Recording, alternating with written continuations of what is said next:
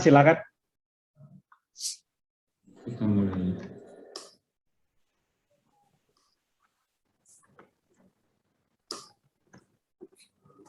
Ya. Assalamualaikum warahmatullahi wabarakatuh. Waalaikumsalam warahmatullahi wabarakatuh. Selamat siang, salam sejahtera bagi kita semua. Perkenalkan, saya Muhammad Kasman. Saya dari Biro Pengadaan Barang Jasa Kalimantan Selatan, yang insya Allah 2 kali 45 menit ke depan akan memandu workshop online ini, yang akan mendampingi pembawa materi. Yang terhormat, Bapak Ibu peserta kelas reguler workshop online MS Training and Consulting, yang saya yakin meskipun di sela-sela kesibukannya, namun berkenan bergabung di acara Zoom meeting pada siang menjelang sore hari ini. Saya ucapkan ya, ini pemuji belum bergabung ya, kepada Pak Mulis yang selaku manajemen Muji Santosa Training and Consulting yang bertindak selaku host pada hari ini. Yang teristimewa tengah hadir di tengah layar kita yaitu Pak Insinyur Afrijul MM selaku narasumber pada hari ini. Assalamualaikum warahmatullahi wabarakatuh, Pak Afrijul. Waalaikumsalam warahmatullahi wabarakatuh. Ya, semoga selalu sehat walafiat, Pak ya. Salam kenal. Saya Kasman. Nah, Pak Afrijul itu merupakan pengelola PBJ pada Biro Umum dan Pengadaan Barang Kementerian Pertanian, Pak ya. Kementerian Pertanian RI. Oke. Nah, pada hari ini topik kita adalah topik yang amat berdaging ya, karena pengadaan sapi gitu kan. Nah, karena berdaging ini tidak heran sering ya kita dengar ada saja pelaku pengadaan yang bersinggungan dengan APH, baik pada proses pengadaannya maupun pada pelaksanaannya. Juga tidak jarang juga di tempat kami juga ada tuh yang sampai ke meja hijau, bahkan ada yang meringkuk di Hotel Predio juga gitu. Nah, mudah-mudahan pada kesempatan ini nih Pak Afrijul akan membahas apa saja sih syarat-syarat kualifikasi, syarat teknis, kemudian bagaimana tahapan pengadaannya, termasuk juga kontraknya gitu ya. Nah, mudah-mudahan dengan pemaparan dari Pak Afrijul itu semakin terang benderang, sehingga kita bisa memitigasi resiko dalam hal kita mengadakan sapi ini gitu. Nah, sebelum memulai acara ini, marilah kita berdoa agar acara ini berlangsung dengan tertib, lancar, dan kita diberi kemudahan pemahaman. Dan tak lupa juga kita berdoa kepada teman-teman, keluarga yang mungkin saat ini tengah terbaring sakit gitu ya. Mudah-mudahan cepat diberi kesembuhan. Kemudian mudah-mudahan juga pandemi ini cepat berlalu gitu. Berdoa menurut agama dan kepercayaan masing-masing dimulai. Terima kasih. Oke, perlu saya ingatkan kembali bahwa acara ini berlangsung selama 2 sesi. Sesi pertama selama 45 menit itu penyampaian materi, kemudian sesi kedua 45 menit sisanya adalah diskusi. Nah, bagi yang ingin bertanya dipersilahkan untuk menekan fitur raise hand atau bisa menulis di kolom chat box. Nanti akan dipersilakan sesuai dengan urutannya. Kemudian link absen itu akan diberikan setelah narasumber menyampaikan materinya dan ditutup paling lama 20 menit setelah acara berakhir. Dan sertifikat itu dapat di-download pada link MS paling cepat 2 kali 24 jam dan tidak melayani perbaikan sertifikat gitu. Jadi pada waktu link post test atau link absen itu harus benar-benar menyampaikan data-datanya, karena apa yang Bapak Ibu ketik atau entry itu yang tertulis di sertifikat. Nah, oke. Tidak perlu berlama-lama lagi, layar dan waktu sepenuhnya saya serahkan kepada Pak Abrijun. Monggo Pak Abrijun. Bismillahirrahmanirrahim. Assalamualaikum warahmatullahi wabarakatuh. Selamat siang. Salam sejahtera bagi kita semua. Bapak-bapak, ibu-ibu yang berbahagia, apakah suara saya bisa jelas didengar di tempat masing-masing? Jelas, bisa. Bisa ya Pak Kasman? Baik, saya perkenalkan diri dulu. Nama saya Afrizul. Saya bekerja di Kementerian Pertanian, Biro Umum dan Pengadaan. Jabatan saya adalah pejabat fungsional pengelola pengadaan barang jasa ahli media semenjak 2014. Saya terima kasih banyak kepada Muji Santosa Training and Consultant, Pak Muklis, Pak Kasman, dan bapak-bapak yang lainnya atas kesempatan ini menyampaikan segala sesuatunya, hal-hal yang saya temui dalam pengadaan sapi di Kementerian Pertanian, karena topik kita sekarang adalah pengadaan sapi. Baik, saya mohon izin untuk share screen.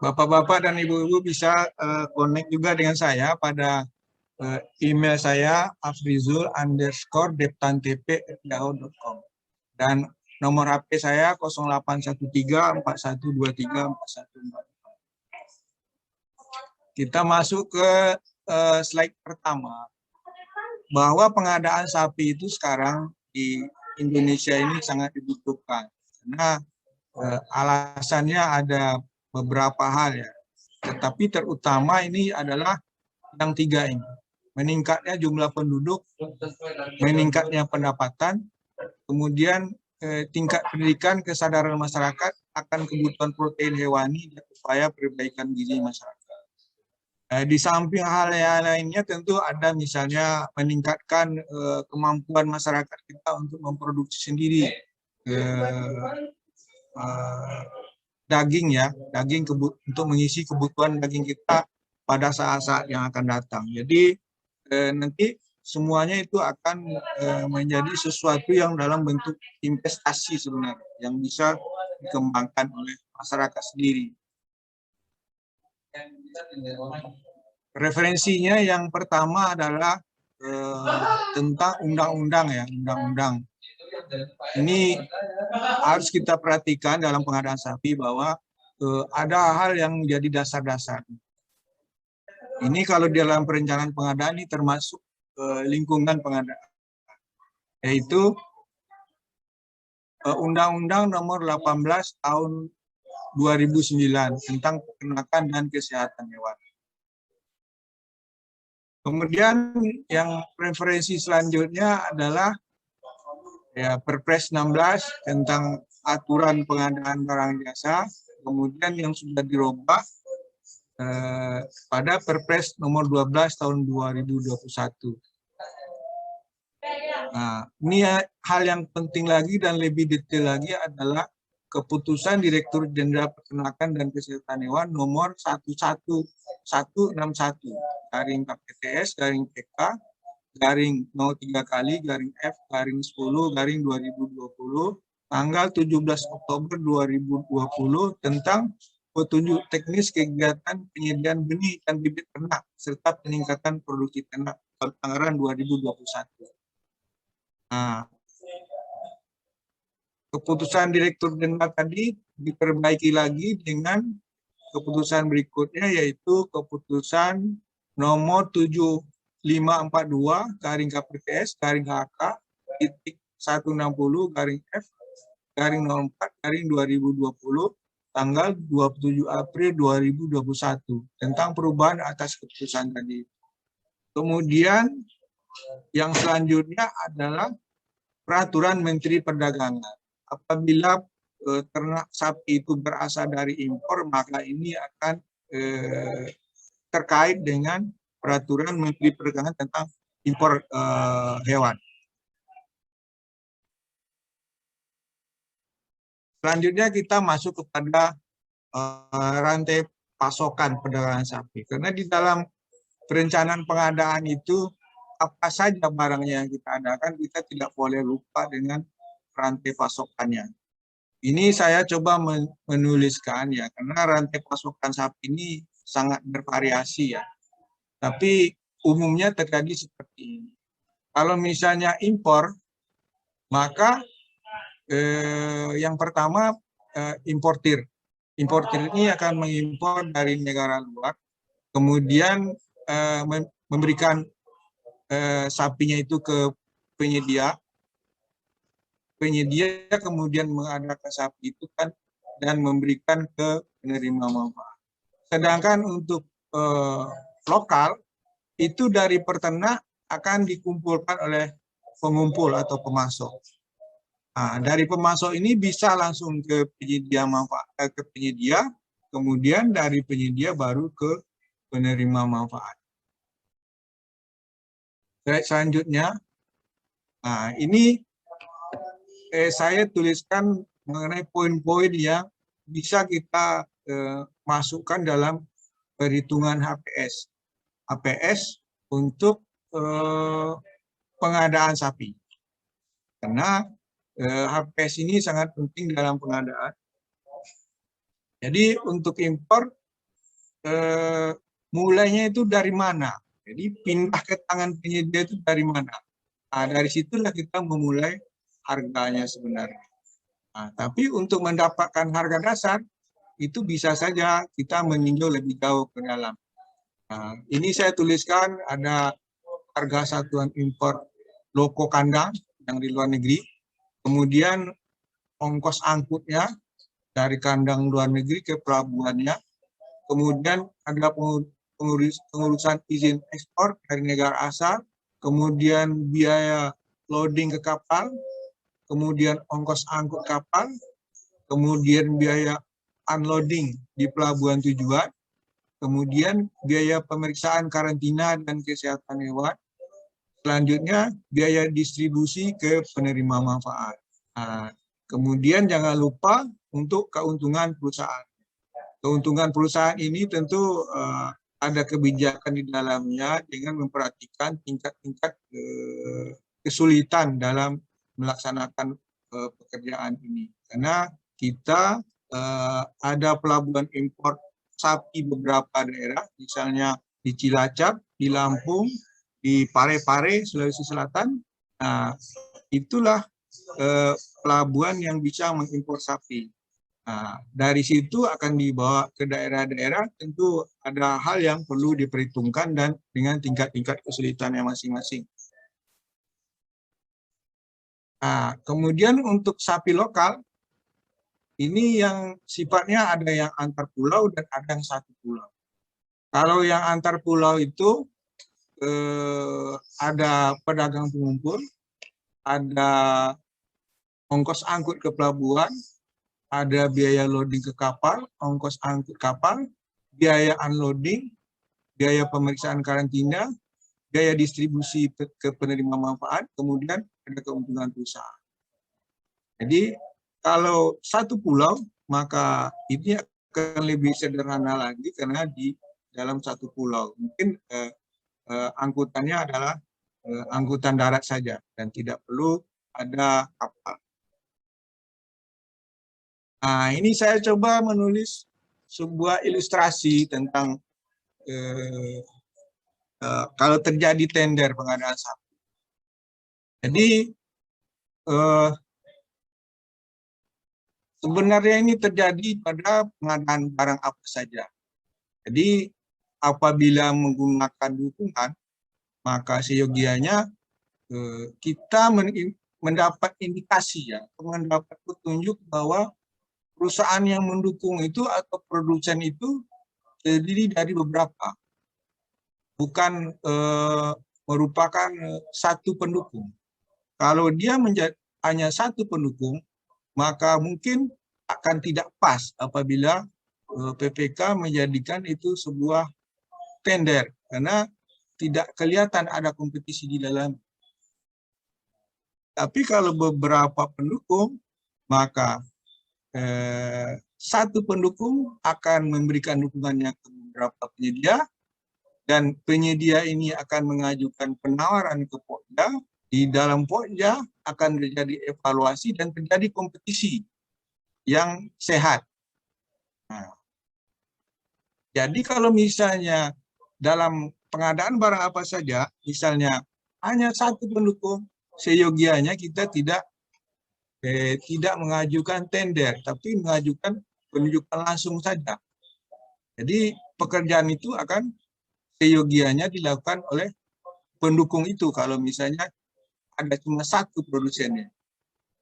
Ini pendapat saya, mungkin nanti akan berkembang di dalam diskusi. Ini juga terjadi pada pengadaan sapi. Jadi kalau misalnya seyogianya, kalau misalnya hanya satu pendukungnya, maka akan lebih tepat kita melakukan penunjukan langsung saja kepada produsen itu dan tidak mengajukan tender. Nah, ini saya tuliskan persyaratan kualifikasi penyedia pengadaan sapi. Yang pertama adalah surat izin usaha perdagangan siu atau NIB yang sekarang, nomor induk berusaha.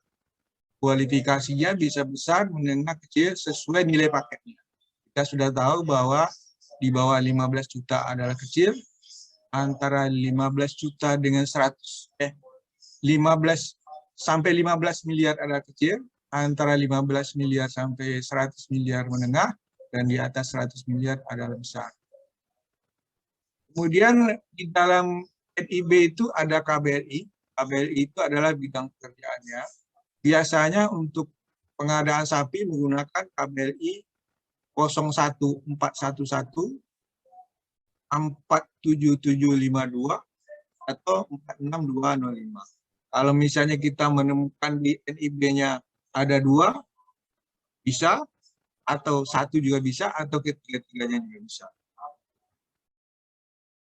Kemudian untuk sapi yang impor, ini ada angka pengenal impor yang dipunyai oleh perusahaan itu.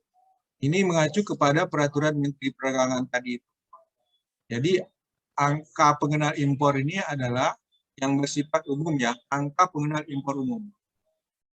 Ini untuk barang-barang yang diadakan diimpor, tapi setelah diimpor untuk dijual lagi. Itu namanya APIU, jadi angka pengenal impor. Kemudian selanjutnya mempunyai surat keterangan status wajib, status valid wajib pajak. Ini sudah biasa pada kualifikasi pekerjaan lain juga begini. Jadi ada NPWP, ada SPT, dan semuanya akan ada status validnya. Kemudian yang selanjutnya adalah menguasai tempat usaha atau kantor. Tempat usaha atau kantor ini bisa dalam bentuk sertifikat kepemilikan kantor atau dokumen sewa yang masih berlaku. Selanjutnya adalah pengalaman. Pengalaman ini karena ada beberapa cara pengadaannya. Biasanya syarat kualifikasi pengalaman ini adalah penyedia barang pada divisi 02, binatang hidup dan hasil hewan, tidak termasuk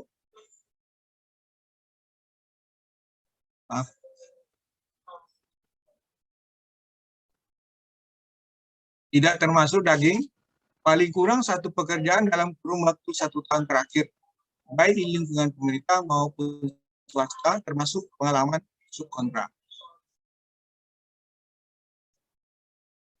Yang kedua adalah penyedia barang sekurang-kurangnya dalam kelompok grup 021 binatang hidup paling kurang 3 pekerjaan dalam kurun 1 tahun. Maaf, ini terbalik ini.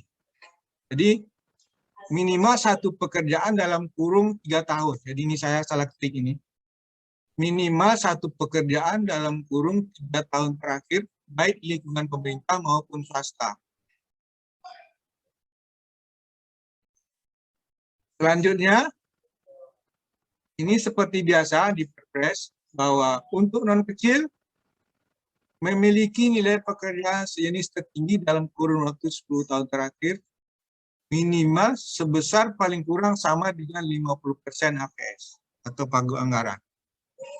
Untuk usaha kecil mengikuti pengaturan paket usaha non kecil memiliki nilai pekerjaan sejenis tertinggi dalam kurun waktu 10 tahun terakhir sebesar paling kurang sama dengan 50% nilai HPS pagu anggaran. Selanjutnya untuk pengalaman juga, penyedia dengan kualifikasi usaha kecil yang baru berdiri kurang dari 3 tahun dan belum memiliki pengalaman dikecualikan dari ketentuan pengalaman sebagaimana dimaksud pada butir A dan B untuk paket pengadaan dengan nilai sampai paling banyak 2,5 miliar. Dan selanjutnya memiliki kemampuan untuk menyediakan sumber daya manusia dan peralatan yang dibutuhkan dalam proses penyediaan. Ini biasanya sumber daya manusia dan peralatan ini dipersyaratkan di dalam unsur teknis pengadaannya.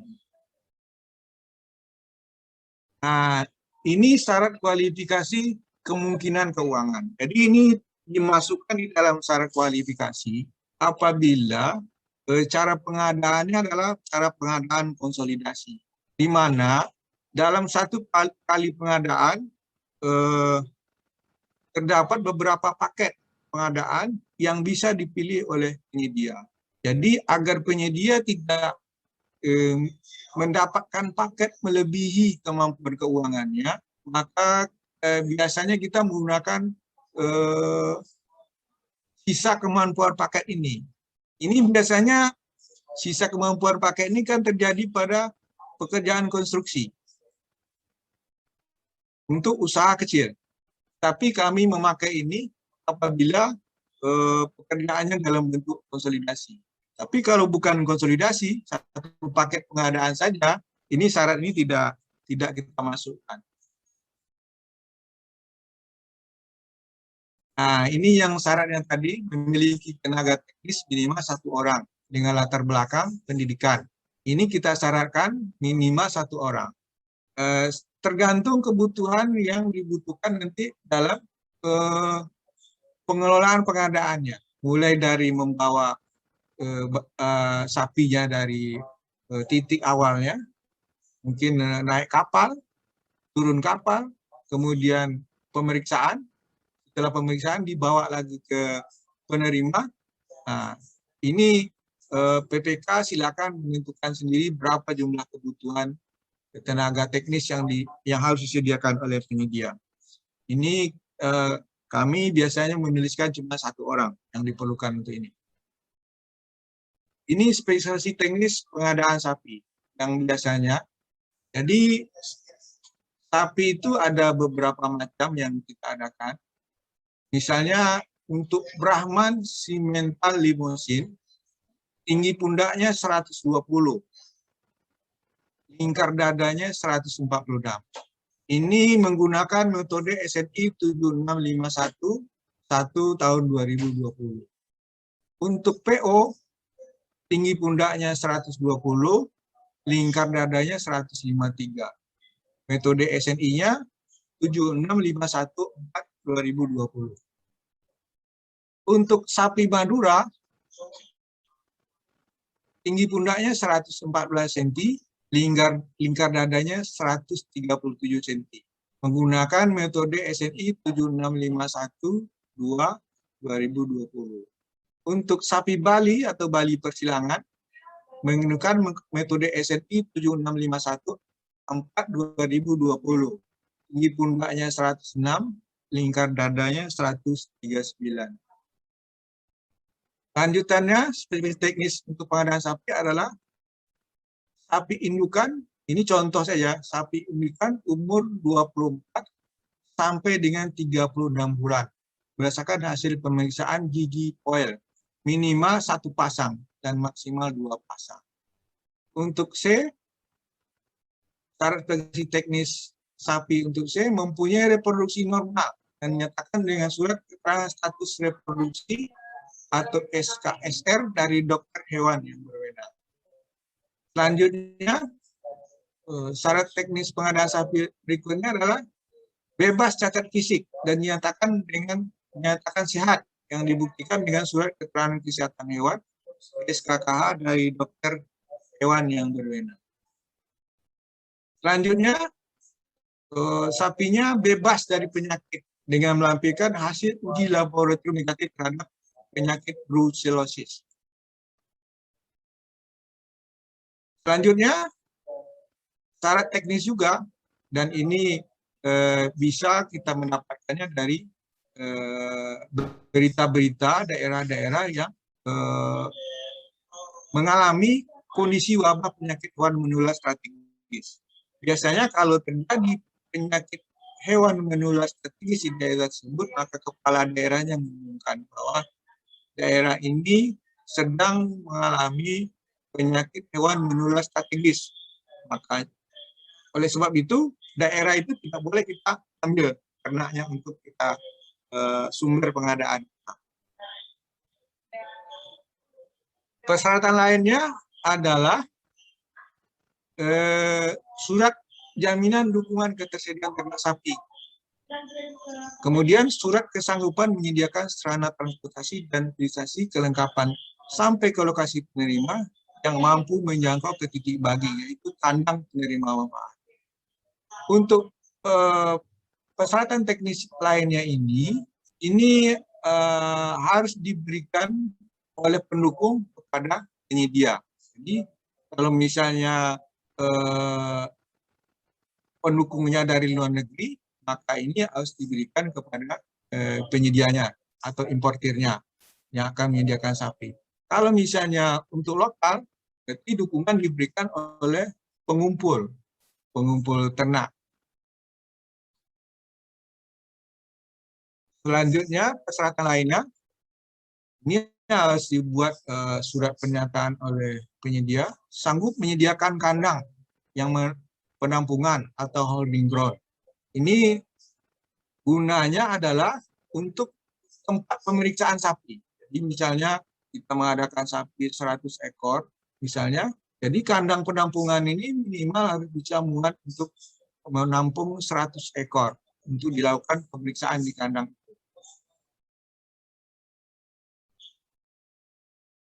Yang selanjutnya adalah surat kesanggupan penggantian ternak yang mati. Ini bentuknya garansi ya, garansi dari penyedia apabila ternak itu mengalami mati selama 7 hari semenjak serah terima. Jadi di dispensasi selama 7 hari itu kematian ternak itu harus diganti. Tapi kalau melewati itu kemungkinan sudah pindah tanggung jawab kepada penerima. Ini adalah saya menyampaikan surat perjanjian kontrak. Surat perjanjian kontrak ini sepertinya ini berlaku umum dan ini ada di SSUK. Kita tidak menjelaskan karena ini ada kewajiban penyedia dan selanjutnya juga nanti ada kewajiban PPK, hak dan kewajiban PPK. Di sini bisa dibaca. Selanjutnya ada beberapa ini hak kewajiban PPK ya. Ini yang penting. Pemeriksaan sebelum diantar ke lokasi. Sapi yang akan dialokasikan dikumpulkan di kandang penampungan holding ground yang sudah disediakan oleh penyedia seperti tadi dalam pernyataannya. Pemeriksaan kebenaran dokumen masing-masing sapi dilakukan oleh tim teknis bersama tim dokter hewan yang ditunjuk oleh PPK untuk memeriksa hal-hal yang tadi itu, yang ada di teknis, yaitu jumlah gigi poelnya berapa, sudah memenuhikah seperti yang disyaratkan 1 pasang dan maksimal 2 pasang, kemudian reproduksi normalnya, karena ini ada KSR yang dikeluarkan oleh dokter hewan, tentu yang memeriksa adalah dokter hewan. Demikian juga dengan bebas cacat fisik yang juga adalah dokter hewan. Dan bebas dari penyakit brucellosis. Ini adalah ada suratnya. Surat menyatakan bahwa bebas dari penyakit brucellosis dengan hasil uji laboratoriumnya. Kemudian daerah asal ternak tidak sedang dalam kondisi wabah penyakit. Ini sebenarnya bisa dalam bentuk monitoring yang dilakukan oleh petugas teknis dan dokter hewan. Kalau misalnya di daerah tertentu ada penyakit hewan menular strategis. Lanjut, sapi yang tidak sesuai dengan spesifikasi yang ditetapkan dapat ditolak dan menjadi kewajiban penyedia untuk menggantinya dengan yang sesuai. Jadi kata-kata dapat ini ya bukan berarti tidak dapat ya, tapi harus ditolak sebenarnya. Jadi kalau tidak sesuai spesifikasi ditolak. Selanjutnya, setelah dilakukan pemeriksaan, maka sapi dapat diantar ke penerima manfaat dengan kendaraan yang disediakan oleh penyedia, di mana masing-masing sapi dilengkapi dengan dokumen-dokumen tadi itu. Yang terakhir mungkin ya, ini adalah serah terima sapi ke penerima manfaat. Serah terima sapi ke penerima manfaat dilakukan di kandang penerima manfaat. Bersama sapi juga diserahkan dokumen asli hasil pemeriksaan masing-masingnya dan penyedia memegang kopinya. Penerima manfaat menandatangani berita acara terima sebagai penerima penyerahan dan penyedia sebagai yang menyerahkan. Para pihak mendapatkan berita acara aslinya. Setelah para penerima manfaat sesuai TPCL menerima sapinya, maka penyedia mengumpulkan semua berita acara hasil terima dan berita acara pemeriksaan untuk mengajukan tagihan pembayaran kepada PPK.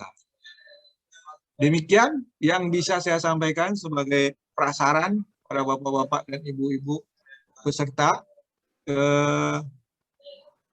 Saya kembalikan kepada Pak Moderator, Pak M. Kasman. Terima kasih banyak. Ya. Terima kasih Pak Abrijul.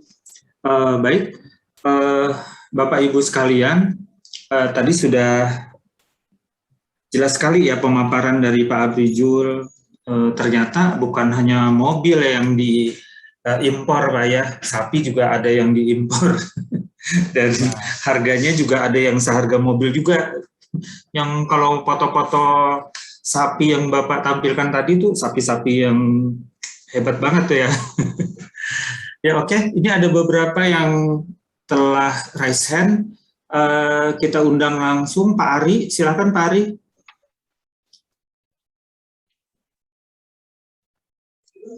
Terima kasih. Assalamualaikum warahmatullahi wabarakatuh, Pak narasumber. Saya dari UKBPJ Kabupaten Maluku Tenggara, Pak. Halo? Silakan Pak. Lanjut Pak, kedengaran. Iya Pak. Ini Pak, dalam menyusun HPS untuk pengadaan bibit ternak sapi, apa dimasukkan lagi PPN untuk pengadaan bibit sapi nih Pak? Karena ada peraturan perpajakan dan PMK untuk pajak PPN ternak sapi Pak. Mohon dijelaskan. Kemudian untuk itu juga untuk ini Pak, pengadaan pakan ternak, apa PPN-nya dikenakan atau tidak Pak? Itu aja pertanyaan dari saya, terima kasih. Oke, terkait penyusunan HPS pengenaan PPN ya pada sapinya dan pada pakan. Silakan Pak Abrijul. Terima kasih Pak Ari. Setahu saya kalau ternak sapi ya itu tidak kena PPN. Tapi untuk benih tidak kena PPN. Tapi kalau untuk pakan iya, Pak. Karena pakan itu kan produksi pabrikan. Tapi kalau sapi sampai saat ini tidak kena PPN. Gitu, Kalau Pak. seperti ini Pak, pakan ternak hijauan Pak, hijauan pakan ternak maksudnya Pak. Untuk hijauan pakan ternaknya, biasanya pengadaan langsung seringkali dari dinas ada kurang jelas juga apa dimasukkan PPN atau tidak Pak untuk pengadaan langsung untuk pakan ternak untuk hijauan pakan ternak Pak. Ini Bapak untuk memelihara sapi yang di kandang ya Pak? Iya Pak, iya budidaya. Berarti dinas peternakan membidayakan sendiri sapi di sana kan, Pak? Untuk jadi pakan ternak diadakan lalu dibagikan bibitnya untuk peternak Pak, bibit hijauan pakan ternaknya. Sebenarnya yang berkewajiban menyediakan pakan ternak kan yang menerima itu petaninya atau peternaknya. Jadi iya, setahu saya ya, kalau misalnya kita sudah menghibahkan ternak kepada peternaknya, pemerintah tidak mengadakan lagi pakannya. Kewajiban memberi pakan dan memelihara itu adalah kewajiban peternak. Jadi ini, Pak, agak ganjil ya Pak? Ya, enggak, begini Pak, maksudnya kan ada kegiatan perluasan areal hijauan pakan ternak Pak dari dinas. Biasanya pengadaan langsung ya Pak, ataukah swakelola. Di dalam pengadaan langsung atau swakelola untuk hijauan pakan ternak apa dimasukkan PPN-nya atau tidak Pak? Biasanya dikembangkan di situ Pak. Ya, perluasan areal hijauan itu yang disediakan apa Pak? Yang disediakan oleh penyedia? Benihnya, iya benih. Benih rumput gajah. Iya. Contoh ya benih rumput gajah ya. Iya Pak ya. Nah, setahu saya benih tanaman juga nggak kena PPN Pak. Siap. Iya Pak. Makasih Pak. Benih tanaman, benih padi tidak kena PPN. Benih perkebunan juga enggak. Iya. Makasih Pak ya. Bisa Pak? Bisa ya. Pak, bisa. Makasih. Ya. Oke, sudah jelas ya Pak Ari, ya, Pak. bahwasannya pengadaan benih dan bibit itu bebas pajak. Nah, kemudian kita undang lagi Ibu Dewi Utari. Silakan Ibu. Ya, terima kasih Pak Kasman. Selamat siang Pak Afrizul. Selamat siang Bu. Gini Pak, kalau seandainya kita pengadaan sapi, perorangan itu boleh atau tidak Pak? Yang diikuti oleh petani yang kebetulan dia memelihara sapi. Seperti kebanyakan di sini petani padi itu mereka juga memelihara sapi dan mereka ada yang pernah bahasa Indonesianya nembung, minta kalau ikut pengadaan sapi apakah boleh. Nah, jika perorangan apakah NIB-nya itu perorangan atau misalnya dari Gapoktan. Jika dari Gapoktan itu apakah dianggap sebagai badan usaha atau bagaimana Pak pengurusan NIB-nya? Kemudian jika untuk perhitungan pajaknya yang perorangan bagaimana, yang dari Gapoktan bagaimana? Misalnya petani yang dulu pernah mendapatkan, ini pertanyaan selanjutnya ya Pak ya, pernah mendapatkan bantuan inseminasi buatan dan selanjutnya sapinya bisa bunting, kemudian mengikuti pengadaan sapi, apakah juga boleh dari hasil dari inseminasi buatan tersebut sehingga sapinya sudah dewasa dan dia berusaha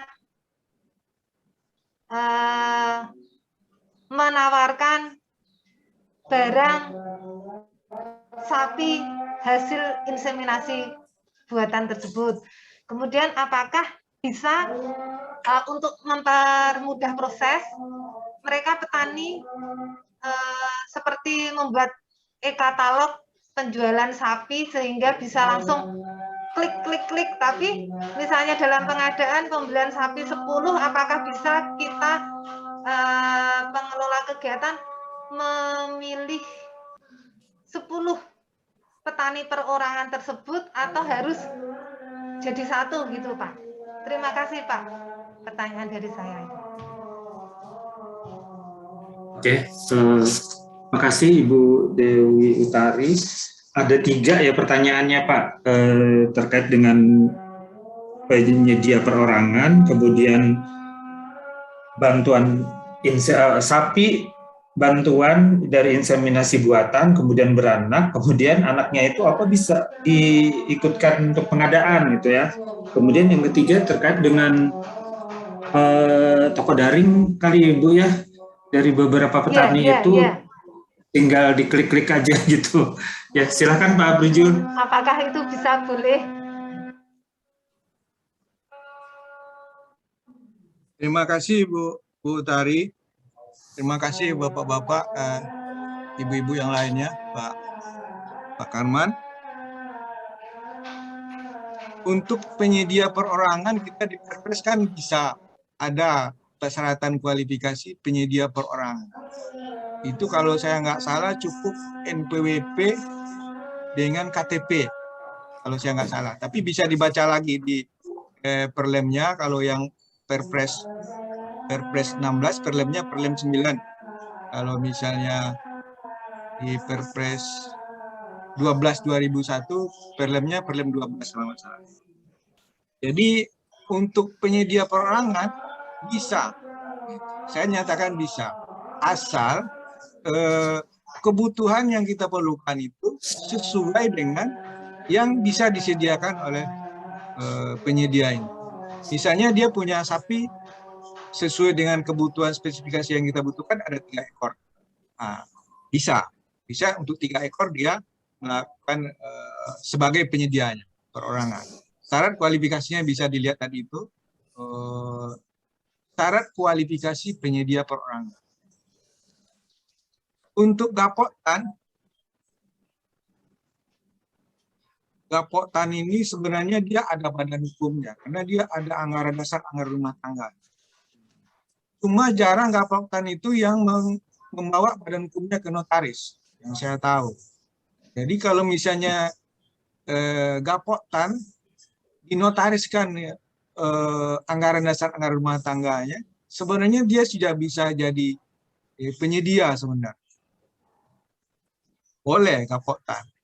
Misalnya Gapoktan A punya sapi 10 ekor, atau dia berkumpul dari kelompoknya itu ada 20 ekor, dan untuk pengadaan paketnya kita butuh 20 ekor. Spesifikasinya sudah cukup sesuai dengan yang kita butuhkan, itu bisa juga. Tapi seyogianya Gapoktannya kita minta supaya dia punya diaktekan dulu, dinotariskan anggaran dasar, anggaran rumah tangganya.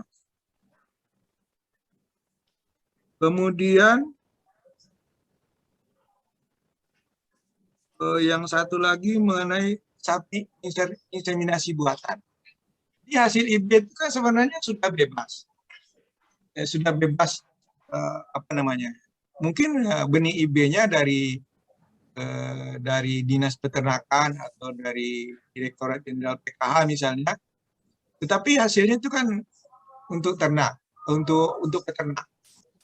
Jadi sudah haknya peternak. Kalau misalnya itu mau diperjualbelikan, ya silakan saja kan gitu, tidak ada masalah. Kalau misalnya itu bisa untuk bibit atau untuk bakalan pedaging, sebenarnya itu tidak masalah diperjualbelikan. Mungkin untuk indukan lagi kan bisa saja sapi IB. Yang terakhir saya lupa Pak, mohon diingatkan Pak. Itu yang dimasukkan di katalog atau toko daring Pak. Oh iya, bisa juga, boleh diusulkan untuk jadi penyedia di e-katalog. Cuma kan ada prosesnya ya untuk penyedia di e-katalog. Dia harus diusulkan oleh oleh Direktorat Jenderal Peternakan Hewan untuk diproses menjadi penyedia e-katalog. Di spesifikasinya sudah jelas, tapi misalnya seperti yang saya tulis tadi itu, sapi PO, tinggi berat badannya sekian, umur 1 sampai 2 tahun misalnya. Nah, spesifikasinya itu ditulis, bisa. Jadi bisa kita usulkan untuk jadi penyedia di e-katalog. Nah, tapi ada hal yang perlu kita berikan penekanan. Karena nanti kalau misalnya jadi penyedia itu kan di saat ada pesanan itu harus bisa dipenuhi segera. Jadi stoknya juga harus ada terus. Di saat ada pesanan, pesanannya melalui elektronik aja. Dan itu penyedia harus menjawab dengan elektronik juga kan. Nah, kalau misalnya belum ada pesanan ya nggak apa-apa. Tapi stoknya harus ada terus. Itu kalau pertimbangannya. Jadi kalau misalnya kelompok tani bisa punya stok terus yang simultan misalnya, bisa saja, bisa menjamin stok, bisa untuk jadi penyedia katalog. Silakan diusulkan nanti melalui Direktorat Jenderal PKH ya. Iya, Pak. Barangkali begitu, Pak. Bu Tari. Ya, terima kasih Pak Afrizul. Ya. Oke, udah jelas semua ya, Ibu Utari, udah dijawab oleh Pak Afrizul. Nah, kemudian ini ada lagi pertanyaan di kolom chat, Pak Habib Y. Prasetyo, izin bertanya, apakah mempersyaratkan syarat berupa bobot sapi memungkinkan, Pak? Mengingat kadangkala sapi turun bobot dalam perjalanan. Tadi kan persyaratan sesuai dengan SNI itu lingkar dada sama tinggi pundak ya. Nah ini bobot, Pak, apa boleh katanya? Biasanya spesifikasi bobot dimasukkan ke dalam ini, Pak. Kalau misalnya sapi bakalan ya. Bisa sapi bakalan. Jadi sapi yang akan nanti di dalam negeri akan menjadi sapi potong, nah itu bisa. Atau pengadaan dalam negeri atau pengadaan impor juga boleh mensyaratkan bobot misalnya minimal 200 kilo. Tapi ada juga umur yang disebut umur 2 tahun. Bisa mensyaratkan di spesifikasi. Oke, itu, Pak. Jadi Pak Habib boleh ya Pak ya, boleh saja gitu. Boleh. Nah kemudian ke berikutnya ini ada dari Ibu Desi Oktavia. Pertanyaannya pertama, untuk pengadaan sapi apa masuk pengadaan barang? Kayaknya udah ya, jelas pengadaan barang. Tapi dalam paparan dijelaskan terkait penyedia harus memenuhi SKP, tapi dalam MDP pengadaan barang tidak memperhitungkan SKP. Tadi sih sebenarnya udah dijawab Pak, dan dijelasin Pak Afrizul juga. Nanti mungkin bisa direspon Pak ya. Nah kemudian untuk saya perbesar. Mana tadi? Nah untuk pengadaan sapi hanya 1 ekor dengan HPS di bawah 50 juta, bolehkah dengan pengadaan langsung melalui penyedia perorangan? Mekanismenya bagaimana? Tadi kayaknya udah terjawab juga yang terkait dengan pertanyaan Bu Dewi Utari ya. Ya, silakan Pak. Mungkin ditegaskan kembali. Bu Desi Oktavia mengenai SKP ya. Saya sudah jelaskan tadi, SKP itu sebenarnya untuk membatasi kemampuan penyedia apabila dia berusaha untuk menang beberapa paket pada paket konsolidasi. Nah, paket konsolidasi itu kan misalnya ada 10 paket tapi 1 kali lelang gitu. Nah, jadi dia tidak boleh menjadi pemenang melebihi kemampuan keuangannya. Kalau misalnya dia jadi pemenang lebih kemampuan keuangannya, maka penyedia itu nanti tidak mampu melaksanakan pekerjaan. Dan itu biasanya kita wanti-wanti akan jadi permasalahan di belakangnya apabila dia melebihi kapasitas kemampuan keuangan. Itu maksudnya ada SKP tadi. Sebenarnya SKP itu kan biasa kita untuk penyedia kecil di pekerjaan paket konstruksi. Tapi kita berlakukan di barang karena apabila paket konsolidasi. Tapi kalau bukan konsolidasi, cuma satu paket, maka itu tidak perlu kita masukkan di syarat kualifikasi. Barangkali begitu, Pak. Oke. Pertanyaan berikutnya juga udah sekalian terjawab ini, Pak Eko Suyanto. Nah, ini terkait dengan pengadaan dengan volume yang sedikit gitu ya untuk kurban. Kemudian ini pengadaan perorangan, ya kan tadi udah juga tuh. Ya, mungkin ini Pak Ari resign kembali. Pak Ari, silakan Pak Ari. Bapak Ibu ya, yang lain juga kalau misalnya ada yang ingin didiskusikan, silakan untuk resign. Halo, selamat siang, Pak Ari. Kayaknya resign tadi belum dihilangkan. Yang tadi ya, belum di Ibu Desi, apa Ibu Desi Octavia mau berkomunikasi langsung dengan Pak Brijul, silakan. Ibu Desi. Ini di kolom chatnya juga.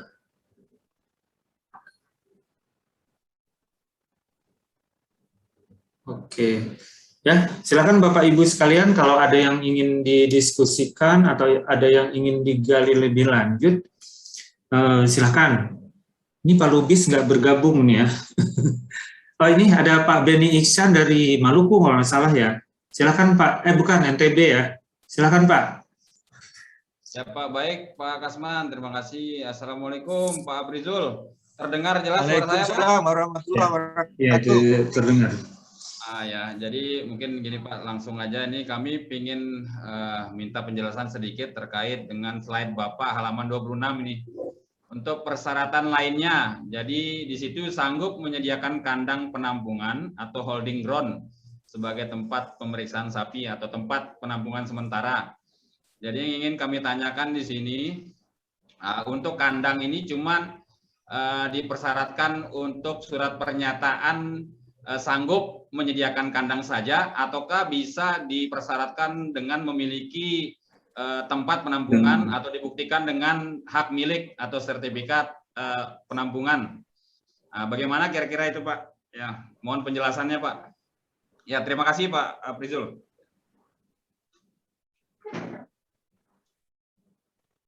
Pak. Ya, silakan Pak Kasman. Ya, silakan Pak Abrizul. Oke, mengenai holding ground. Holding ground itu kalau misalnya di kita itu memang cukup pernyataan. Tapi nanti waktu evaluasi, Pokja akan periksa itu holding ground kayak apa yang dia sediakan dan di mana tempatnya. Biasanya holding ground ini kan tempatnya harus dekat dengan pelabuhan ternak itu, atau tempat di mana ternaknya bisa dikumpulkan. Boleh saja kita mempersyaratkan tambahan dengan surat keterangan kepemilikan atau surat keterangan sewa atau kontrak sewa atau sertifikat kepemilikan. Boleh ya, kita mempersyaratkan itu untuk holding. Boleh Pak ya. Ya. Boleh. Biasanya juga dipersyaratkan kan Pak Brizul ada radiusnya juga. Jadi untuk memudahkan karena ini kan sapi ini barang hidup. Jadi rentan sekali terhadap kematian sehingga ada dipersyaratkan juga jaraknya harus radiusnya berapa seperti itu. Nah, seperti itu. Baik, terima kasih Pak Abrizul. Ya, sama-sama Pak. Terima kasih Pak Beni Ihsan. Mungkin ini Bu Desi, Bu Desi Octavia, ada yang ingin ditanyakan?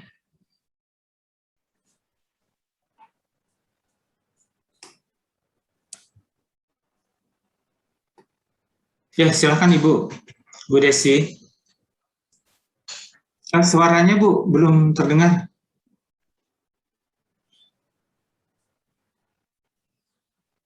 Suaranya belum terdengar.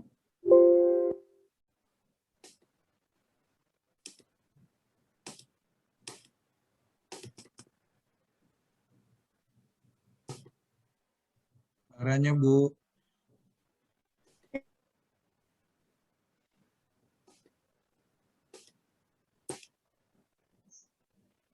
Saya tidak dengar Pak Kasman. Ya. Yang Pak. Oh ya, sudah kedengaran Bu tadi. Mohon diulangi, Bu. Selamat siang Pak. Selamat siang, Bu. Yang mau saya tanyakan ini Pak, yang untuk penyedia perorangan untuk HPS di bawah 50 juta Pak. Boleh nggak ini Pak, apa PPTK itu belanja langsung? Kalau dari LKPP-nya kan peraturannya memang untuk pengadaan barang di bawah 50 itu kan melalui pejabat pengadaan. Penjabat pengadaan yang survei, kemudian pejabat pengadaan mengeluarkan surat pesanan ya Pak ya. Kemudian baru setelah itu surat perintah pengiriman dari PPK ke penyedia, kemudian baru mengeluarkan kwitansi ya Pak, bentuk kontraknya kan kwitansi. Ya. Boleh enggak kalau untuk yang di bawah 50 nih Pak, langsung PPTK yang belanja langsung ke penyedia perorangan itu, tanpa melalui pejabat pengadaan. Jadi kan ini untuk biasanya tiap tahun tuh ada pengadaan sapi itu Pak, sapi untuk kurban yang dihibahkan tuh Pak. Ini biasanya sekitar di bawah 30 Pak, sekitar 27 sampai 30 jutaan gitu Pak. Nah, boleh enggak PPTK itu belanja langsung ke penyedia perorangan, ke peternaknya itu untuk beli sapi tersebut. Itu Pak yang saya tanyakan, terima kasih. Baik. Setahu saya kalau belanja itu kalau kita pakai mekanisme APBN ya tetap yang pakai pejabat pengadaan. PPTK itu apa namanya ya? Pejabat kan, pelaksana teknis. Pejabat pelaksana teknis. Teknis kegiatan. Yang punya kewenangan untuk belanja itu sebenarnya pejabat pengadaan yang punya kewenangan dari PPK. Pejabat pengadaan itu kan untuk membantu PPK. Jadi seyogianya ya silakan aja PPTK yang belanja, tapi nanti prosesnya tetap ada di pejabat pengadaan. Nah, tidak bisa kita tinggalkan itu, karena untuk pembayaran juga nanti perlu semuanya itu. Mungkin kalau misalnya ada spesifikasi kan sapi itu kalau untuk korban ya sapinya yang sehat, yang gemuk, kan kita tulis spesifikasinya itu. Semuanya akan diperiksa oleh tim pemeriksa hasil pekerjaan kan, yang ditunjuk oleh PPK juga. Nah, jadi seyogianya tetap sebenarnya pejabat pengadaan yang melakukan. Secara informal bisa saja PPK belanja, tapi ya formalnya ya tetap pejabat pengadaan. Kalau menurut saya, gitu. Ya Pak. Terima kasih, Pak. Sama-sama.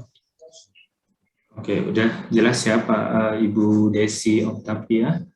Ya, jelas Pak. Nah, silakan Bapak Ibu yang ingin bertanya bisa langsung berkomunikasi dengan Pak Aprijul.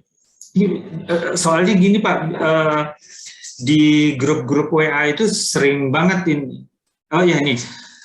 Pak Rofik, silakan Pak Rofik. Dibuka mic-nya. Halo Pak Rofik.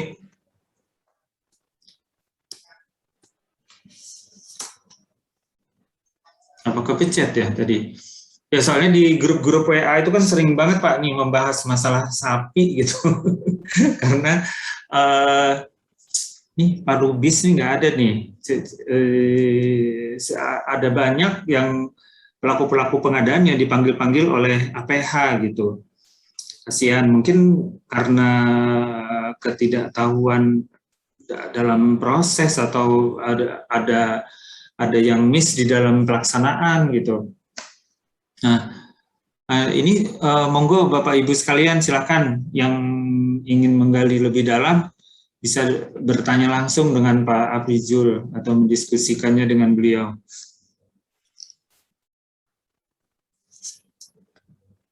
Jadi kalau boleh saya komentar ya Pak. Ya Pak. Kasman. Ya, silakan Pak. Kelemahan kita dalam pengadaan ini adalah kita tidak merencanakan pengadaannya dengan baik. Ya. Misalnya kita akan mengadakan sapi, spesifikasinya apa, jumlahnya berapa, nah, adanya di mana, kan itu semuanya kita harus ada datanya sebenarnya. Iya, iya.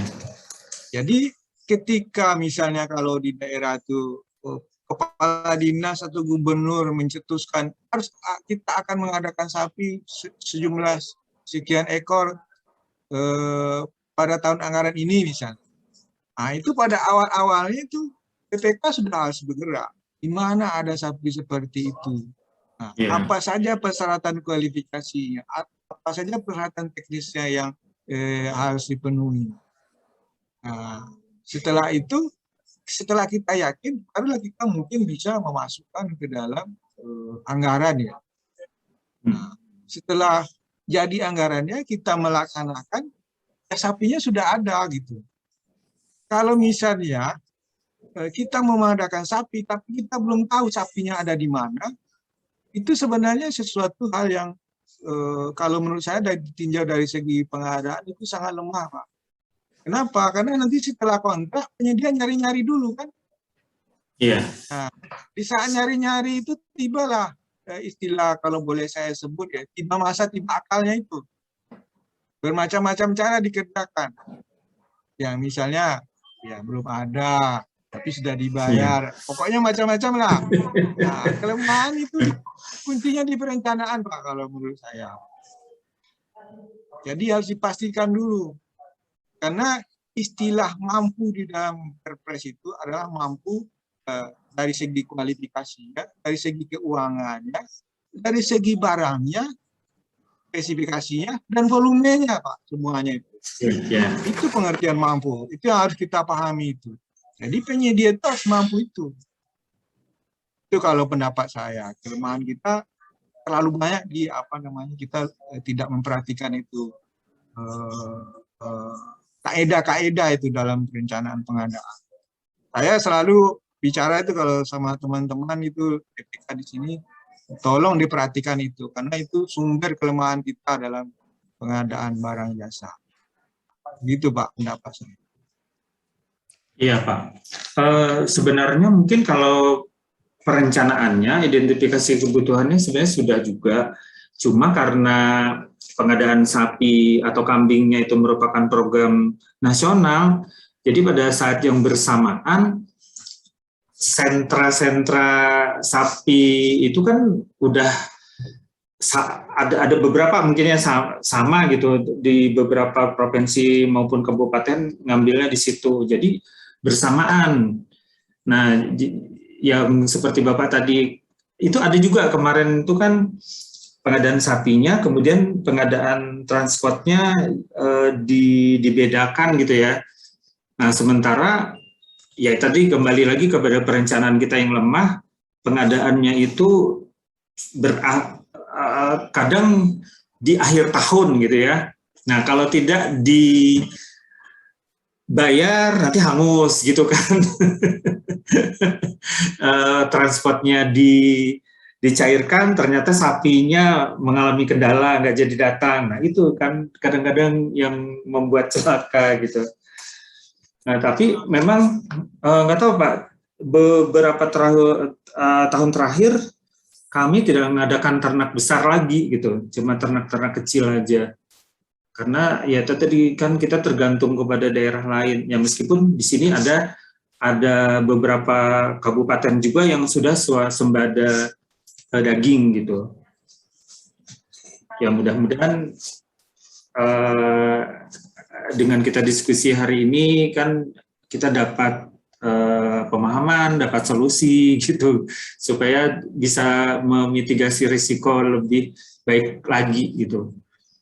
Ya, benar Pak Kasman. Jadi kalau misalnya di daerah, misalnya di daerah Pak Kasman provinsi misalnya mau mengadakan sapi berapa ekor, Pak Kasman itu kan sudah identifikasi, sudah semuanya sudah cocok gitu. Tolong diblok itu, jangan dikasih kalau ada permintaan untuk daerah lain. Makanya saya tadi bilang survei kita itu bagaimana kan gitu loh Pak. Kalau misalnya pemasoknya cuma satu, nggak usah tender, tunjuk langsung aja. Nanti kan bisa negosiasi kan. Kalau tunjuk langsung Iya, itu iya. kan intinya negosiasi, Pak. Nah, di blok, Pak, jangan dikasih ke daerah lain kalau kita butuh. Kan bisa begitu loh, Pak.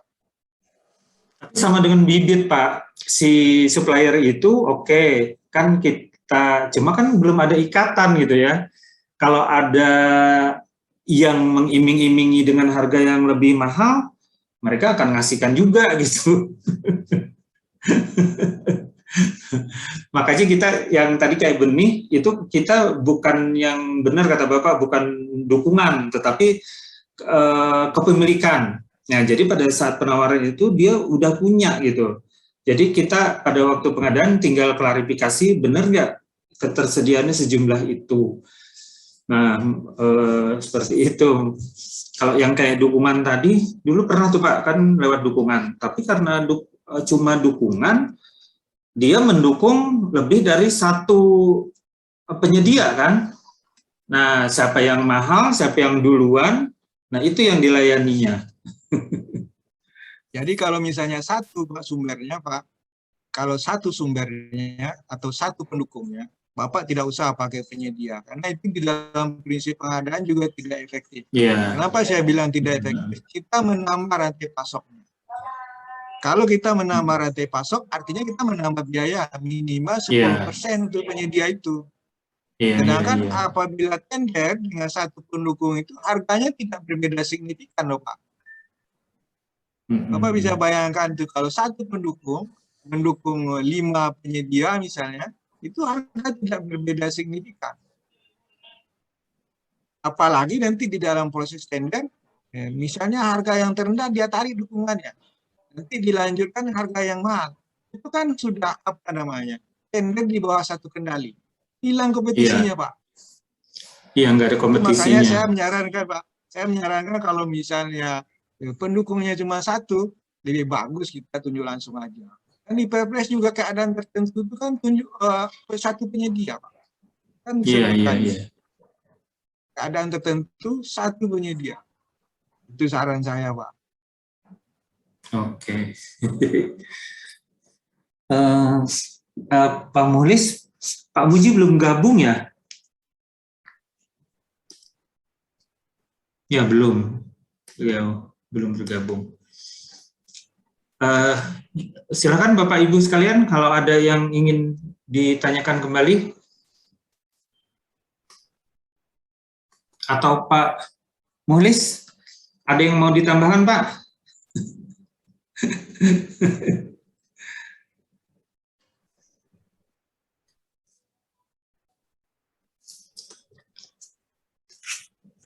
Suaranya hilang, suaranya belum ada, Pak. Masih mute. Suaranya belum muncul.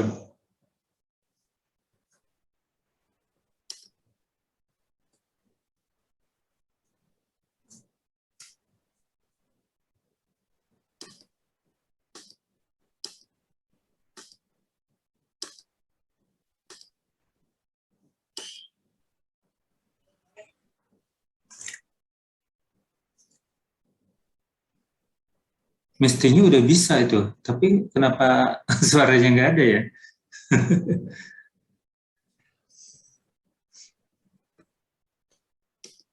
Ya, Pak Aprijul, mungkin ada yang ingin Bapak tambahkan kembali terkait dengan yang Bapak sampaikan tadi?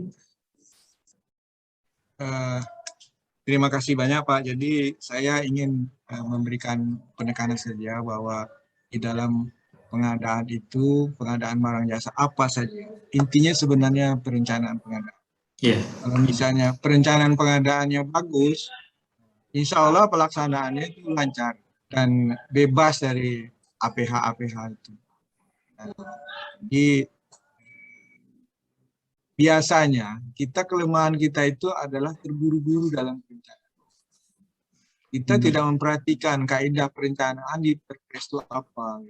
Nah, identifikasi itu ada identifikasi kebutuhan, ada identifikasi penyedia. Itu harus kita laksanakan benar. Dan prinsip-prinsip pengadaan itu jangan ada yang tertinggal, Sylvia. Memang tidak ada di Perpres, tapi di dalam ilmunya ada. Itu saran saya. Terima kasih banyak. Mulis gimana? Ada Pak Erwin Mutakin tuh Pak yang masih di chat Zoom, kalau masih ada waktu. Oh iya, betul. Atau kita undang aja, silahkan Bapak. Silakan bergabung Pak Erwin, di unmute Pak. Ya Pak Erwin Mutakin, ya silakan Pak. Assalamualaikum Pak. Waalaikumsalam.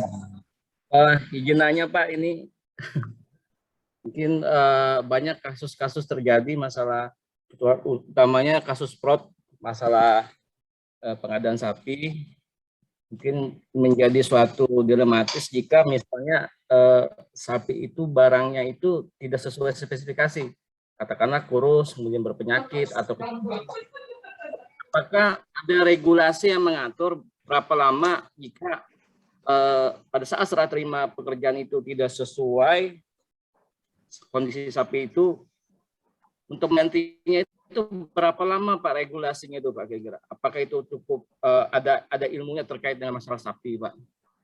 Demikian Pak, karena itu nanti terkait dengan masalah pertanggungjawaban masalah fisiknya. Terima kasih Pak, demikian saja. Silakan Pak Brinjul. Apa maksudnya ini kan karena barang hidup ya Pak Erwin ya? Apakah misalnya speknya ini kurang-kurang, bisa digedein, bobotnya ditambah gitu sebelum serah terima gitu. Agak repot dan agak susah. Mungkin dia stres waktu dia angkut dari mana tuh Sumbawa ke pulau yang lain gitu. Silakan Pak Brinjul. Ya, demikian jauh tiba-tiba tidak sesuai spek, apakah cukup ditolak atau bagaimana bagusnya itu Pak efektivitasnya? Baik Pak Erwin, Pak Kasman, dan Bapak-Bapak yang lainnya. Penggantian itu sesuai dengan masa berlakunya kontrak ya Pak. Jadi penggantian itu sesuai dengan masa berlakunya kontrak. Kalau misalnya berlakunya berakhir tanggal 30 November misalnya, ya penggantiannya harus bersamaan dengan itu. Jadi umumnya penyedia sapi itu kan penyedia yang sudah berpengalaman. Jadi kalau misalnya membawa sapi naik kapal sekian lama dengan pakannya cukup, berapa kilogram turut berat badannya. Nah, untuk menutup itu, dia harus menyediakan sapi yang sebelum naik kapal itu berat badannya harus melebihi dulu Pak, melebihi menutup kekurangan selama dalam perjalanan itu. Nah, apabila mati, dia sudah juga punya prediksi Pak. Tingkat mortalitasnya dalam satu perjalanan itu berapa. Untuk menutup itu, dia harus menyediakan volume lebih. Nah, volume lebih. Kalau misalnya syukur, kalau misalnya tidak ada mati sampai di lokasi, dan semuanya sehat dan bisa diterima, dia kan bisa jual dengan caranya lain, lebihnya itu. Tetapi para penyedia sapi itu sudah menyiapkan itu dari awal untuk menutup itu. Karena di anggaran dia kan disediakan keuntungan dan semua risiko itu harus tertutup dengan anggaran kontrak itu. Itu kalau menurut pendapat saya Pak. Jadi masa penggantiannya itu sesuai dengan masa berlaku kontrak Pak. Kalau lewat itu kena denda, berlaku denda. Gitu. Barangkali begitu Pak Erwin, Pak Kasman. Ya, gimana Pak Erwin? Udah jelas? Jelas Pak. Terima kasih. Ya, tadi sebenarnya ada yang angkat tangan ya tadi, cuma itu udah hilang ini. Oh ya, ini Pak BB Vet Maros Gembong, silakan Pak. Silakan dibuka mic-nya. Ya.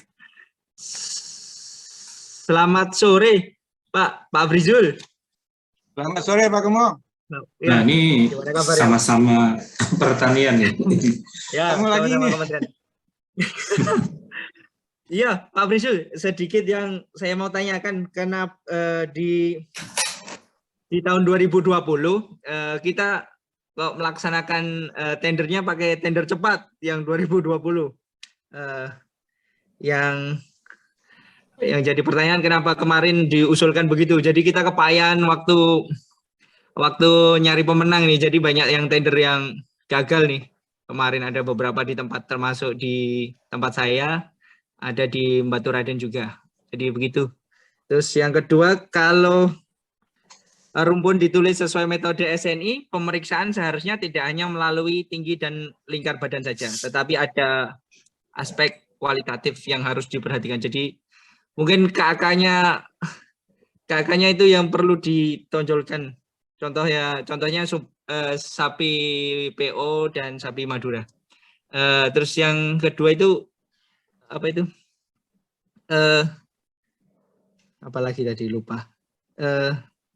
Metode sekarang kan pakai metode konsolidasi ya Pak Brizal ya? Ya, konsolidasi sekarang. Iya. Soalnya banyak yang Pak Brizal, kendalanya itu apa itu? Kalau konsolidasi, walaupun konsolidasi banyak nggak sesuai dengan apa namanya yang tender mandiri. Jadi banyak ada yang tender mandiri, ada yang tender konsolidasi. Jadi kita susah menentukan pemenang secara subjektif sih. Jadi begitu saja mungkin Pak Brizal. Maaf saya bahasnya yang 2020 kemarin banyak tender gagal. Terima kasih Pak Brizal. Terima kasih Ya, sama-sama. silakan Pak Brizal. Baik Pak Kasman. Jadi tender cepat ini kan penyedianya tersedia yang sudah di aplikasi Sikap ya. Iya. Di aplikasi Sikap kita sudah tahu bahwa sebenarnya aplikasi Sikap ini dalam mengevaluasinya dia agak kasar. Biasanya pengalaman tidak sesuai, tapi terpaksa karena yang menyeleksikan aplikasi. Saya sudah sampaikan dulu itu di EKPP bahwa masih kasar, karena aplikasi itu harus dibuat lebih halus lagi supaya dia lebih manusiawi dalam menyeleksi penyedia. Itulah yang kelemahannya apabila kita mensyaratkan aplikasi Sikap tender cepat. Karena di tender cepat itu secara teknis, kualifikasi dan teknis, pokoknya tidak melakukan evaluasi. Cuma harga terendah aja kan gitu. Harga terendah, bikin surat penetapan pemenang, lanjutlah kan gitu. Tapi gimana nanti memastikannya? Apa iya ada sapinya? Kapan kita melihat ada sapinya? Pemenang udah kita tetapkan nih. Nah, jadi mungkin perlu pertimbangan itu kalau misalnya untuk sapi kita adakan dengan tender cepat itu perlu kita pertimbangkan. Karena kita harus memastikan ini sapinya bukan cuma jumlah aja, tapi kualitas dan surat-surat tadi itu, surat-surat keterangan kesehatan dan sebagainya itu. Jadi mungkin ya makanya biasanya kalau tender cepat itu penyedianya jadinya setelah menang dia mundurkan diri. Kenapa? Karena tidak ada sapinya, tidak ada yang mendukung kan gitu, atau mendukung menarik diri juga. Nah, itulah kondisinya kalau tender cepat. Kemudian untuk metode SNI tadi itu saya ambil dari spesifikasi yang ada sama saya. Memang perlu juga syarat kualitatif lainnya kalau misalnya kita ingin menambahkan PPK ingin menambahkan itu dipersilakan. Yang penting sesuai dengan yang bisa dipenuhinya. Jangan nanti misalnya kita mensyaratkan itu tapi sapi yang tersedia untuk itu juga tidak ada. Itu juga akan jadi dilema nantinya. Terima kasih masukannya untuk syarat kualitatif itu ya Pak Gembong. Kemudian konsolidasi. Konsolidasi ini karena banyak Pak, jadi paketnya banyak, lokasinya banyak.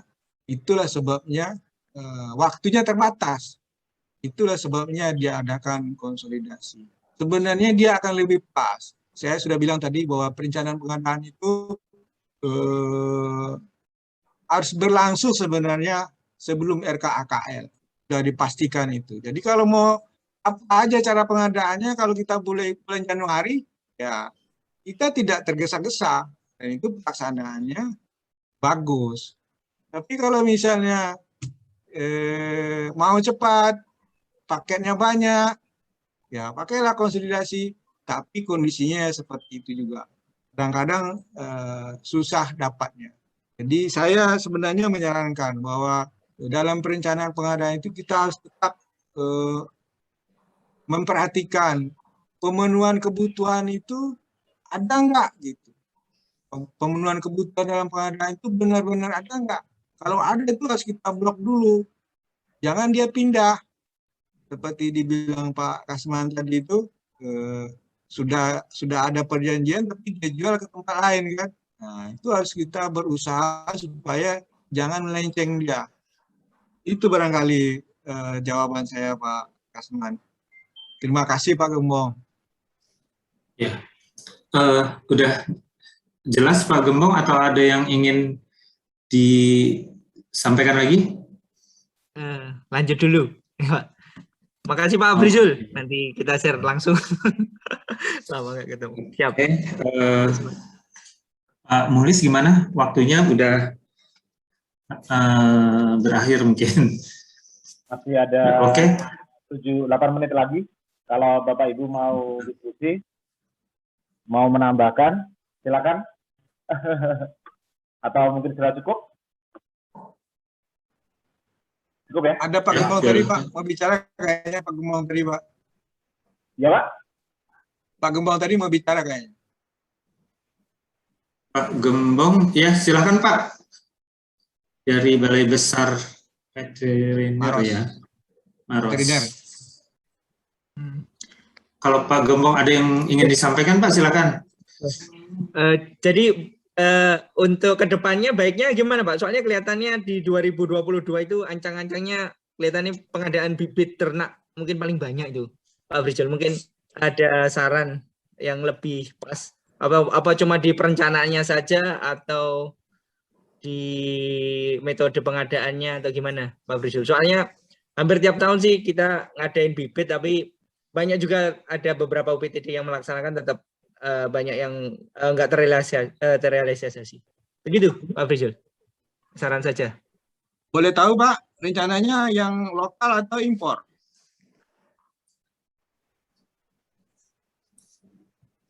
Pak Gembong? Termute. Lokal atau impor? 2022. 2022 dua-duanya Pak. Ini kan injury time ini kan masih ada yang terakhir konsolidasi kemarin kan yang impor gagal kemarin kita ulang lagi tuh. Yang 3 provinsi. Nah, kelihatannya di awal tahun lagi impor, terus pertengahan tahun seperti bisa lokal. Jadi kalau sumber sapi impor itu Pak Gembong kan harus kalau bisa ya ke luar negeri lah. Dia di Australia itu sebanyak apa sapinya di sana gitu. Di Australia. Brazil kan, Brazil kan sumber impornya kan itu. Meksiko apalagi itu. Lihat ke sana. Lihat ke sana seperti apa sapinya. Ya.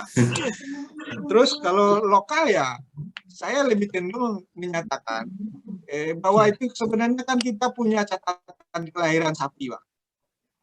Catatan kelahiran sapi. Biasanya kalau nggak salah itu kalau di tekniknya itu ada petugas kandang yang melakukan. Nah, catatan kelahiran sapi itu kan dipunyai. Jadi kita sebenarnya tahu populasi sapi umur sekian. Sebenarnya ada itu datanya. Jadi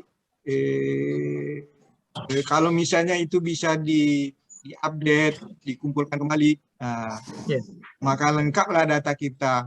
Kalau misalnya kita tidak punya, ya kita tidak bisa memaksakan Pak yang tidak cukup gitu. Jadi sesuai dengan adanya aja kalau misalnya lokal itu. Itu pendapat saya. Terima kasih Pak. Kalau untuk pengadaan sapi, apakah bisa di e-katalog sektoral kan ya Pak ya?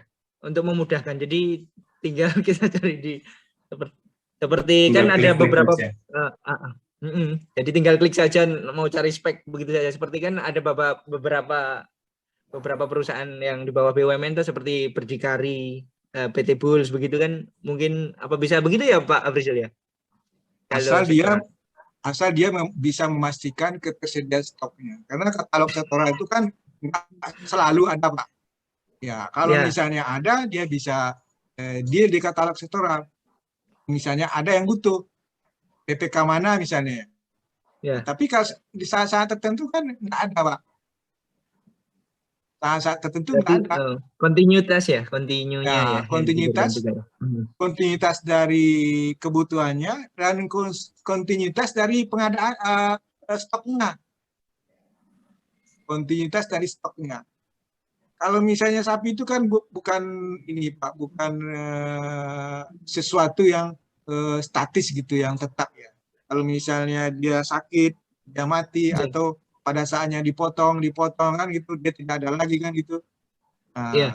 jadi itu harus diyakinkan itu. Dan biasanya penyedia yang bisa menjamin tersedianya stok itu pada saat tertentu yang tidak jelas itu penyedianya juga penyedia yang apa namanya ya. Kalau misalnya usaha aja, mungkin pengusaha aja tidak cukup, tapi mempunyai peternakan sapi yang besar gitu, Pak. Kalau menurut saya, untuk bisa menjamin adanya stok sapi untuk katalog sektoral. Jamin ya. Jadi seyogianya itu yang ikut katalog sektoral itu jadi penyedianya itu orang peternakan sapi, Pak. Farming. Farming. Ya. Kalau misalnya yang punya benih sapi padang mengatas misalnya. Ya, pada. PO. Itu tapi apakah boleh jadi penyedia? Saya jadi tanda tanya lagi karena padang mengatas itu kan itu. penyedia PA, Pak. Lah ya. Tapi Bukan farming, itu ya? swasta harusnya. Swasta Ya. yang punya area luas, punya pengembalaan luas, dan punya sapi banyak. Saya lihat sekarang, Pak, bisa optimis kita bicara masalah itu, Pak, apabila kita memelihara sapi sekarang di bawah kebun kelapa sawit, Pak. Iya. Itu bagus-bagus sapinya. Sapi liar di situ dilepas liarkan, tidak pakai tali, cari makan sendiri, tapi ada yang jaga. Nah, saya lihat itu ada beberapa video itu sapi yang dipelihara di bawah kebun kelapa sawit. Mungkin itu bisa jadi sumber ya, Pak, sumber stok sapi untuk sumber katalog. Ya, sumber stok integrasi sapi sawit, Pak ya. Iya. Karena di Kalimantan juga banyak kebun kelapa sawit dan bisa, Pak. Di sana musuh alaminya kan tidak ada. Paling ular. Kalau Sumatera ada harimau. Ya kan, kalau misalnya di Kalimantan paling ular. Musuh alaminya. Itu pendapat saya, Pak. Siap. Oke, terima kasih Pak Gembong. Siap, terima kasih. Waktunya udah habis. Kemudian terakhir mungkin close statement dari Pak Abrijul. Silakan, Pak. Terima kasih banyak, Pak. Jadi saya ingin memberikan penekanan kembali bahwa dalam pengadaan sapi ini kita perlu sangat hati-hati, terutama sebelum melakukan pembayaran dan pemeriksaan fisiknya. Ini harus kita hati-hati benar. Kalau perlu, ya, PK-nya ikut memeriksa lah, ikut di tempat pemeriksaan itu sebelum dibawa ke lapangan. Begitu aja, Pak, statement. Terima kasih. Oke. Terima kasih Pak Abrijul untuk sharingnya pada hari ini. Bapak Ibu sekalian, demikian acara kita pada hari ini. Semoga memberikan manfaat, dan saya selaku moderator pada hari ini mohon maaf kalau sekiranya ada kekurangan atau ada yang salah kata. Akhir kata saya ucapkan wabillahi taufiq wal hidayah. Wassalamualaikum warahmatullahi wabarakatuh. Dan